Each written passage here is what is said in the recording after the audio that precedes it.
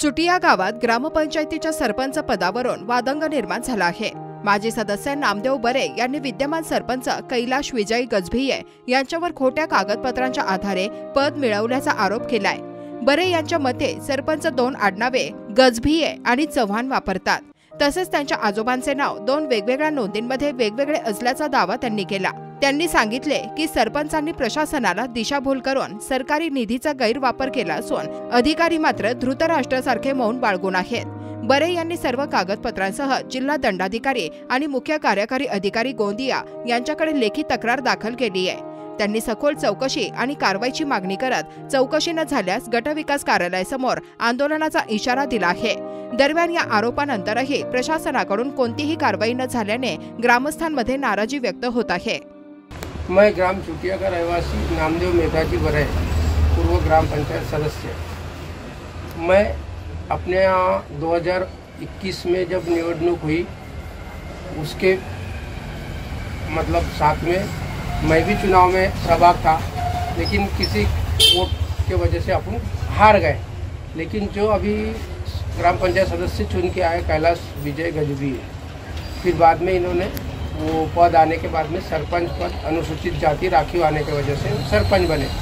फिर उन्होंने अब कास्ट वैलिडिटी अपने को 6 महीने के भीतर जोड़ना पड़ता है, लेकिन उसकी हमने माहिती लिए तो उन्होंने अपने जो कास्ट वैलिडिटी 1950 का पुरावा, जो टीसी उन्होंने 1950 के पुरावे में जोड़े वो चुटिया ग्राम की थी, लेकिन उनके दादाजी चुटिया ग्राम के न रहते हुए उन्होंने चुटिया उसी नाम मिला और उन्होंने खोजबीन की उस नाम का, और उसके वजह से उन्होंने वो जोड़ करके, तो उनके ब्लड रिलेशन का नहीं था। फिर भी उन्होंने वो टीसी जोड़ करके कास्ट वैलिडिटी बनाया और वो 5 साल के लिए सरपंच पद पे हो, ऐसा शासन को बताया। लेकिन उसमें हमने जब खामियाजा देखे कि उसमें कौन सा पुरावा दिया आजोबा का, तो 1950 का जो हमने देखे तो अपने को समझ में आया कि वो गांव का ही है, चुटिया गांव का, जबकि उसके ब्लड रिलेशन के चुटिया गांव के दादाजी नहीं है, वो ग्राम तेड़वा के हैं। फिर हमने इसमें माहिती अधिकार से इधर उधर से तेड़वा से मंगा करके उनके आजोबा का नाम, पंजोबा का नाम भी चेंज है, और चुटिया का नाम है सुखदास कोदू और तेड़वा का है सुखदास चतरिया। तो इस कारणवश हमने प्रयासरत अधिकारी, जिलाधिकारी, सीओ सब साहब को और बीडीओ साहब को भी कंप्लेंट देने के बावजूद भी हमारी सन 2014-8-2023 को मैंने एक लिखित कंप्लेंट करने के बावजूद भी कुछ कार्यवाही अभी तक नहीं हो पाई है। ये इनका मतलब आपने जिलाधिकारी को या मुख्य अधिकारी, कार्यकारी अधिकारी को, बीडीओ को आपने ज्ञापन किए, तो उस पर उनकी अभी तक की प्रतिक्रिया क्या हुई? बस वो कागजी कार्रवाई कर रहे, कार्रवाई चल रही है तो हो रही है, चौकसी चालू है, ऐसा बस बता रहे हैं। तो जैसा कि आप बता रहे हैं, तो ये आपके पास पूरे पुरावे हैं? पूरे पुरावे है सर, मैं पूरा पुरावे सादर कर सकता हूँ जी। तो आप अभी क्या चाहते हैं?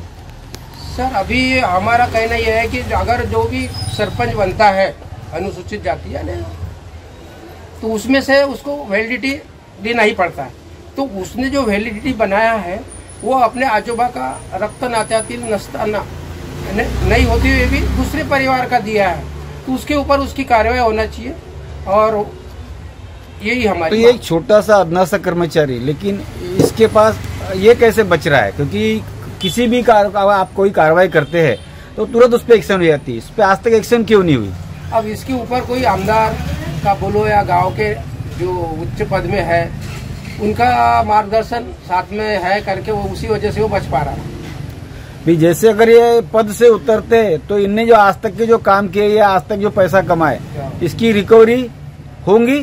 बिल्कुल करना चाहिए शासन ने, क्योंकि उसने तो सबसे पहले कि अपने दस्तावेज गलत साबित करके दादाजी उस गांव के न रहते हुए भी उसने पहले तो शासन को दिशा भूल किया, दिशा भूल करके ही वो काम कर रहा है। तो जो भी सरकारी काम अभी हो भी रहे होंगे तो उसमें भी अपना कमीशन बाज के हिसाब से अब उसने क्या खरीदा, गाड़ी, सोना, ये सब शामिल है सर, जबकि उसकी उतनी आवक भी नहीं है। तो इसमें सर ऐसा है कि अपन ने ग्राम सचिव से माहिती अधिकार में उनके साल में कितना पैसा आया शासन का और कितना खर्चा हुआ, तो उसका निधि अपन ने माहिती अधिकार से मांगने के पश्चात भी उन्होंने अपने को सिर्फ ऑडिट रिपोर्ट के साथ में दे दिया है। और सचिव ने भी आपको दिशाभूल किया है। ये बात तो बोल नहीं सकते। तो ग्राम में जो विकास कार्य हो रहे हैं तो एकदम निम्न दर्जे के, कोई अच्छा दर्जा नहीं हो रहा, उसमें से कमीशन पैसा बचाते हुए ये लोग अपना काम कर रहे हैं। अभी आपके गांव की बॉडी कितने की है? 9 की बॉडी है सर। तो 9 सरपंच लेके 10? नहीं, सरपंच लेके पहले तो हाँ, पहले जो 9 की बॉडी थी उसमें से ही सरपंच चुना गया था ऐसा। यानी आपका कहने का मतलब है इनको उच्च स्तरीय अधिकारी इसको बचाने का प्रयास पूरा प्रयास कर रहे हैं? बिल्कुल कर रहे हैं सर। इसमें मेन तो ऐसा है कि टीसी जब लेते हैं अपन शिक्षण विभाग से, यहाँ से शुरुआत होती है कि जैसे गांव का चुटिया ग्राम का मुख्याध्यापक, तो उन्होंने वो उसको ब्लड रिलेशन न होते हुए भी कैसे टीसी दे दिया। अब ये अपन ने जब माहिती से मांगे तो अपने को नहीं मिली, लेकिन अपने को पता चला कि भी इसके दादाजी यानी यहाँ के नहीं है, तो उस परिवार से अपने को टीसी की जेरॉक्स प्राप्त होने के बावजूद भी हम शिक्षण विभाग में जब कंप्लेंट करने गए तो उन्होंने भी वही अपने को चौकसी चालू है, चौकसी हो रही है, तो अहवाल आ रहा है, अहवाल यानी आपको 4 से 4.5 साल घुमाते रहे। हाँ, 2023 से ये सब मैंने प्रक्रिया चालू किया था सर। यानी वहाँ के शिक्षण अधिकारी बोलो या जो भी है, बस आज कार्यवाही हो रही है, चौकसी चालू, ऐसा ही कहते हुए उन्होंने अपने को टाल मटोल किया है। तो इस पे आप शिक्षा विभाग के जो अधिकारी जो उन्हें बचा रहे थे उन पे भी कार्रवाई होनी चाहिए क्या? बिल्कुल सर, जो इसमें शामिल है, जैसे शिक्षण अधिकारी हो गया, शिक्षण विभाग के पूरे ये हो गए कर्मचारी, और ऊपर से अपन ने सीओ साहब को तो भी दिए हैं, तो सीओ साहब इसके ऊपर ध्यान देना चाहिए। हम तो मेरी डिमांड यही है कि भाई उसकी चौकसी पूरी होने के बावजूद उसका वैलिडिटी कैंसिल हो गया तो वो तो पद से जाएगा। और सर इसमें पूरा मतलब चौकसी करके इसने जो भी सन 2021 से जब सरपंच बना तो उसमें शासन का निधि कितना जमा हुआ, कितना क्या हुआ, उसका कमीशन बाज के हिसाब से इन्होंने काम तो दिखाया, लेकिन इसके ऊपर पूरा शासन का निधि का खर्चा पूरा वसूल करना चाहिए, क्योंकि निम्न दर्जा का काम हुआ है।